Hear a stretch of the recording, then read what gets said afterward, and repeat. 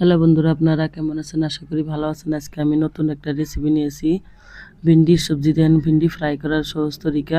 তো এই যে দেন, তেলটা গরম রেখেছি, তেল গরম হয়েছে, তারপরে খাড়া মশলা, জিরা, আর এই যে লাল মরিচ দিছি, দেখেন এই যে আদা, ওই রসুন বাটা, তারপরে পেঁয়াজ কুচি, এসব ভালো করে এই যে দেখেন ব্রাউন কালার হওয়া পর্যন্ত ফ্রাই করে নিলাম। তারপরে এই যে দুইটা টমেটো নিছি, মিডিয়াম সাইজের টমেটো কেটে নিছি। টমেটোটা হাতে দেখেন এই যে ফ্রাই করে নিলাম আগে ভালো করে। এই যে দেখেন টমেটো আমার ফ্রাই হয়েছে। এই যে কাঁচামরিচ দেখেন, কাঁচামরিচ পাতলা পাতলা করে কেটে নিছি। কাঁচামরিচটা হাতে দিয়ে যে ফ্রাই করে নিলাম। আর এই যে মশলাটা যে দেখেন ভালো করে তৈরি করে নিই। আর এগুলো দেন ভালো করে ভাজা হয়ে গেছে। এই যে ধনিয়া পাউডার, অল্প মরিচের গুঁড়া, তারপরে এই যে গরম মশলা, এই যে জিরা পাউডার, আর এই যে হলদি পাউডার দেখেন এগুলো দিলাম। আর নুনটা স্বাদ অনুসারে দিবেন, যেখানে নুন লাগে হিসাবে দিবেন। নুন দিলাম। আর দেন এই যে ড্রাই মশলাগুলো যে দিলাম, এগুলো ভালো করে তেলের মধ্যে ভাজে নিয়ে রাখবো। ভাজে নিলে রাখি, এটা কাঁচা থাকবো না।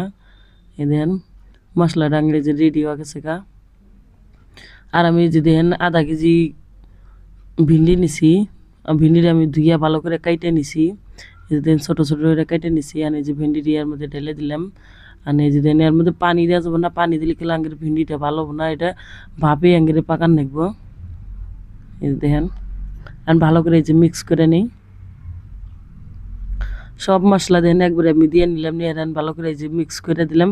আর এক ঢাইকা কমসে কম 4-5 মিনিট না, এই যে গ্যাসটা কম করে দিবেন, একবারে লো করে দিবেন। ফুল রাখবেন না, ফুল রাখলে পুড়ে যাবো গা। এখন ভাপে দেন এটা 4-5 মিনিট পাকাই। এদিন 4-5 মিনিট করছি, যে দেখেন কালার ডাঙ্গেল চেঞ্জ হয়ে গেছে গা। আর অল্প নাড়াচাড়া দিই। এই যে দেখেন এভাবে নাড়াচাড়া দিবেন, দেন নিচে নাগে নাই।